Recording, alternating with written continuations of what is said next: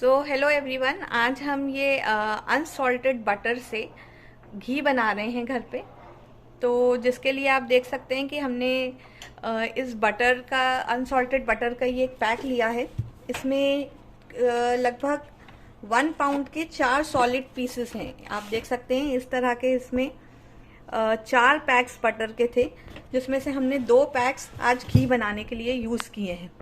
Unsalted butter से घी बनाने का ये सबसे इजी तरीका है। तो इसके लिए हमने थोड़ी सी अपनी गैस की बचत करने के लिए इन पैक को सुबह से ही निकाल के बाहर रख दिया था। और अगर आपके घर में थोड़ी भी सनशाइन आती है तो आप इस ट्रिक को यूज़ कर सकते हैं, जिससे आपकी गैस थोड़ी कम यूज़ हो। तो उस वजह से हमारा घी काफ़ी मेल्टेड कंडीशन में आ गया था, और अब ये थोड़ा सा इजी हो जाएगा हमारे लिए इससे घी निकालना।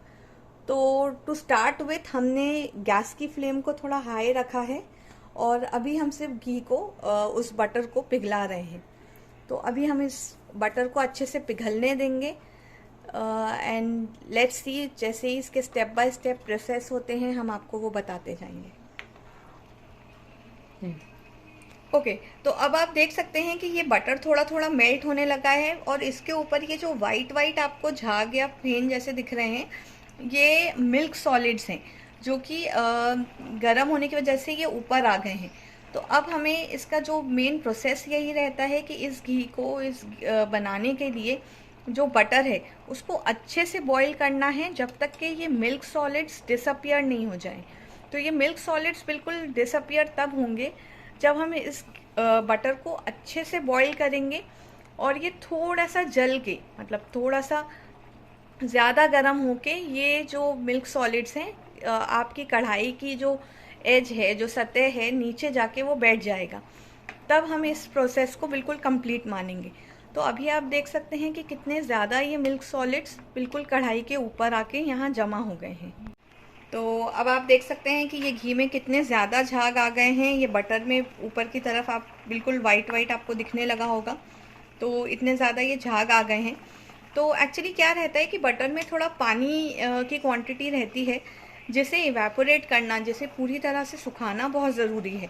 क्योंकि अगर यही नमी आपके घी में, अगर आप घी को जल्दी करके बंद कर देंगे, या आप सोचेंगे कि ये बिल्कुल तैयार हो चुका है और आप इसको कंटेनर में बंद करने के लिए रेडी हो चुका है, और अगर आप इसको भर लेते हैं इस स्टेज पे आके, तो उस कंडीशन में आपका घी बहुत जल्दी ख़राब हो जाएगा। सो घी इज़ नोन कि आप उसको प्रिजर्व कर सकते हैं, वो चीज़ों के प्रिजर्वेटिव के लिए यूज़ होता है। पर अगर इस स्टेज पे आपने घी को ये सोच लिया कि बटर पूरी तरह हमारा मेल्ट हो गया है और अब हम इसको छान के एज घी यूज़ कर सकते हैं, तो इट्स नॉट करेक्ट। अभी आपका घी बिल्कुल भी तैयार नहीं हुआ है। इनफैक्ट अभी तो इसके पानी का जो इवेपोरेशन है वो स्टार्ट हुआ है। धीरे धीरे जब इसका पानी बिल्कुल उड़ जाएगा, तो ये वाइट जो आपको अभी ऊपर मिल्क की वो दिख रही है, मिल्क सॉलिड्स दिख रहे हैं, ये पूरी तरीके से जल के और आपकी जो बॉटम है कढ़ाई की, उस पे जाके ये सब लग जाएगा। ओके, तो अभी आप देख सकते हैं कि इसमें कितना उबाल आ रहा है और ये किस तरीके से इसके बबल्स बन रहे हैं। तो इस कंडीशन में हमने गैस को थोड़ा सा स्लो पे किया है, सिम पे किया है, जिससे ये क्या होता है कि अगर बहुत ज़्यादा तेज़ हम गैस रखते हैं तो इसके छींटे उड़ते हैं, और फिर आपके लिए घी बनाने का प्रोसेस मुश्किल हो जाएगा। तो इसलिए बेटर है कि आप इस स्टेज पे अपनी जो गैस है उसको सिम कर दें, जिससे घी जले भी नहीं और प्रॉपर तरीके से पक के इसका पानी पूरी तरह से उड़ जाए। इस स्टेज पे आप चाहें तो घी को ऐसे छोड़ सकते हैं, और बीच बीच में सिर्फ इसको स्टर करेंगे तो भी आपका काम चलता रहेगा। So in case if you want to do something else, अगर आप बीच में कुछ और काम करना चाहते हैं तो यू कैन डू दैट। आप सिर्फ बीच बीच में इसको हल्के से 1-2 बार स्टर करते रहें, जिससे आपको एक आइडिया रहेगा कि आपका घी कहीं पे जल तो नहीं रहा है। तो आप इसके लिए बीच में इसको स्टर करें 1-2 बार, और फिर बीच में इसको रोक सकते हैं। अब यहाँ पे हमने ये जो अनसॉल्टेड बटर का यूज़ किया है, आप किसी भी तरह का अनसॉल्टेड बटर यूज़ कर सकते हैं। अनसॉल्टेड इसलिए जिससे कि आपका जो घी रहेगा उसमें सॉल्टीनेस ना रहे, और हम जनरली जो घी है मिठाइयाँ बनाने में यूज़ करते हैं। तो अगर आप चाहते हैं कि आप इनको मिठाइयों के लिए और भी, या जिस भी पर्पज़ के लिए घी का यूज़ कर रहे हैं, तो आपका जो मार्केट जैसा घी है बिल्कुल वैसा आपका टेक्सचर और फ्लेवर आए, उसके लिए आप कोई भी अनसॉल्टेड बटर का यूज़ करें। Better use unsalted butter instead of salted ones. Okay, तो आप देख सकते हैं कि अभी हमारा घी किस कंडीशन में पहुंचा है। तो आपको मतलब दिख रहा होगा कि इसमें काफ़ी तेज़ी से ये जो बबल्स आ रहे हैं। तो इनका क्या हुआ है, अगर आप स्टार्टिंग से इसे फॉलो करेंगे और इसको बनाएंगे तो आपको पता चलेगा कि इनका जो साउंड है, जो बबलिंग का साउंड है, वो धीरे धीरे कैसे चेंज हो रहा है। तो इनिशियली जब इसमें वाटर की क्वांटिटी ज़्यादा रहेगी तो आपका बबलिंग साउंड बिल्कुल जैसे पानी बबल होता है ऐसा साउंड आपको सुनाई देगा।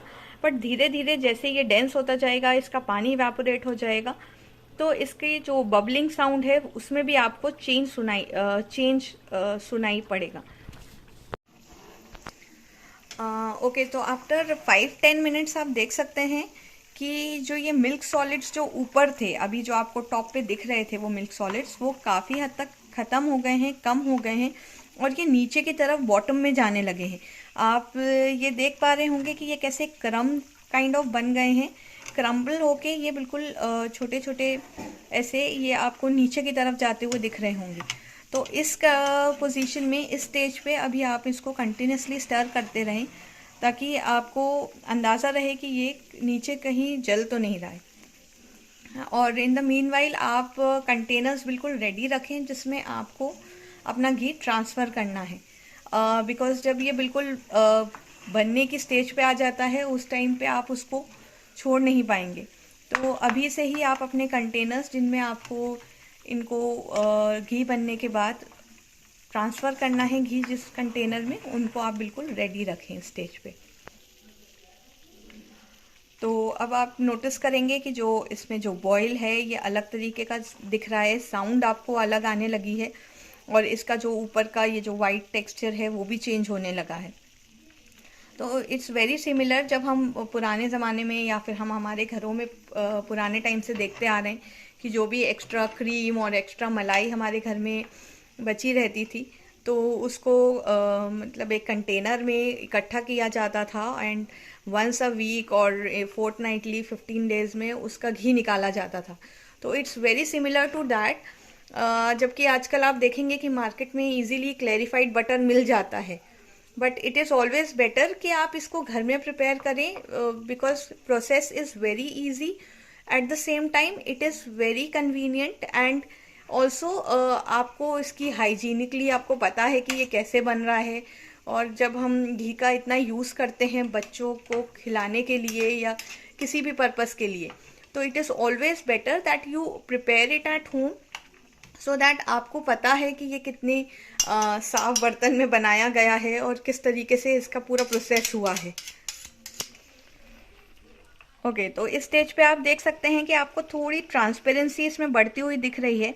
तो पहले जो हमारा मिक्सचर बहुत ट्रांसलूसेंट था और जो हमें दिख रहा था कि मिल्की और क्रीमी दिख रहा था, अब आपको वो प्रॉपर घी के या ऑयली या ट्रांसपेरेंट दिखना स्टार्ट हो गया है। तो जैसे ही आप इसमें चम्मच या झाड़ा आपका हिलाएंगे तो आपको उसकी ट्रांसपेरेंसी दिखने लगेगी। तो this is a condition, this is a stage where you understand कि अब आपका घी बनना तैयार हो गया है।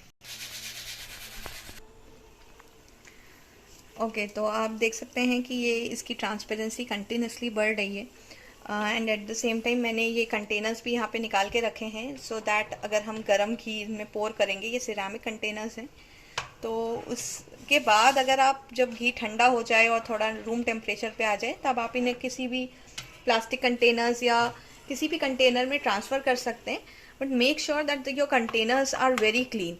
तो हमेशा ये एक, चाहे आप अचार बनाते हों या आप घी या इस तरह की कोई भी चीज़ें बना रहे हों, तो हमेशा इनके बर्तनों पे, इनके यूटेंसिल्स पे जिनमें आप इनको रखना चाह रहे हैं, स्टोर करना चाह रहे हैं, make sure that your utensils are very clean.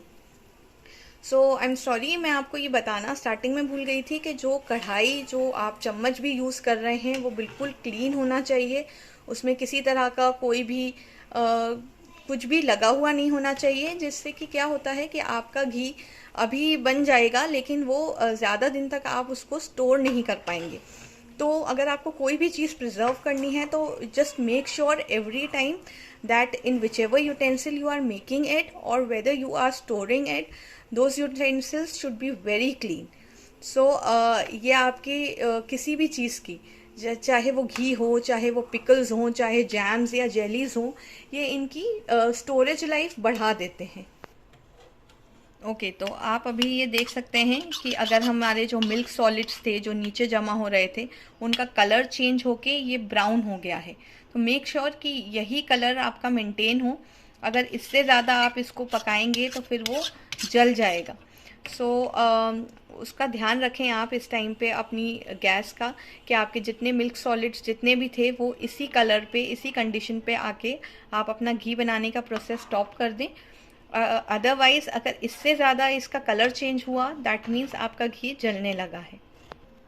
Okay so अब हम इसका ट्रांसफरिंग का प्रोसेस स्टार्ट कर रहे हैं। उसके लिए आप एक स्पून से अगर इसको ट्रांसफ़र करेंगे तो ज़्यादा बेटर है, मतलब एज़ पर योर कन्वीनियंस आप इसको ट्रांसफ़र कर लीजिए बोल्स में। तो मैंने उसको एक बड़ी सी प्लेट में रखा है सो दैट अगर घी गिरता है तो उसी में गिर जाए, और like we should not drop at least even a bit of it. So इस तरीके से हम इसे अभी के लिए इस ट्रांसफ़र जार में इसको ट्रांसफ़र कर रहे हैं। इसके बाद आपको जो भी कंटेनर कन्वीनियंट लगे आप उसको वहाँ पे ट्रांसफ़र कर सकते हैं। ओके तो आप ये स्पून में देख सकते हैं कि जो रेसिड्यू बचा है ये किस कलर का है। तो this is the apt colour, बिल्कुल अप्रोप्रिएट कलर है ये। जिस स्टेज पे आपको रोक देना है घी बनाने का प्रोसेस, अगर इससे ज़्यादा आपके मिल्क सॉलिड्स ब्राउन हो जाते हैं या डार्कर शेड में आ जाते हैं तो घी है इतना फ़र्क नहीं पड़ेगा, बट थोड़ा सा उसका जो अरोमा है, उसकी जो फ्रेग्रेंस है, जो उसकी खुशबू है वो चेंज हो जाती है with time. So try that you just stop the process at this stage. Okay, now just have a look at this कढ़ाई and you can see the transparency. You can see कि जितने भी milk solids थे हमारे वो नीचे बैठ चुके हैं बॉटम में कढ़ाई के, और हमारे पास बिल्कुल clarified butter ready to use है अभी। तो ये जो मिल्क सॉलिड जितने भी हमारे पास जमा हो गया है, एंड का जो रेसिड्यू है जो आपको कहीं भी पता नहीं चलेगा, लोग उसका क्या करते हैं at the end, will suggest that don't throw it. उसको आप बहुत इजीली, बहुत अच्छे से और बहुत टेस्टी वे में उसको यूज़ कर सकते हैं आप। So will in just mean while will let you know कि आप इस रेसिड्यू को किस तरीके से यूज़ कर सकते हैं। But right now just make sure कि जो आप घी ट्रांसफ़र कर रहे हैं और जितना भी रेसिड्यू आपका बचता है उसे आप किसी बोल या किसी प्लेट में कलेक्ट कर लें।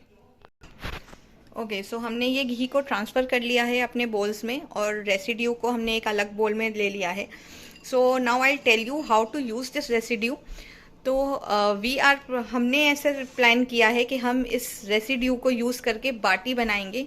तो आप भी ज़रूर जब भी आपके पास ऐसा रेसिड्यू बचता है तो उसको बिल्कुल भी फेंके नहीं, क्योंकि उसमें बहुत सारा घी आपका रहता है and the fragrance is like magical. तो अगर आप इस रेसिड्यू को अपने जो बाटी का आटा है उसमें ऐड करेंगे तो उससे जो आपका बाटी का फ्लेवर है वो बहुत इन्हांस हो जाएगा।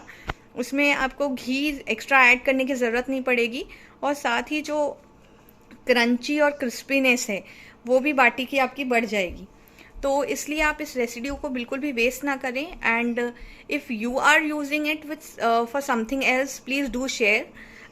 हम इसको हमेशा बाटी या कुछ भी पराठे या इस तरह की चीज़ों के लिए यूज़ करते हैं, सो दैट उन पराठों का या उन बाटियों का टेक्सचर और फ्लेवर इन्हांस हो जाए।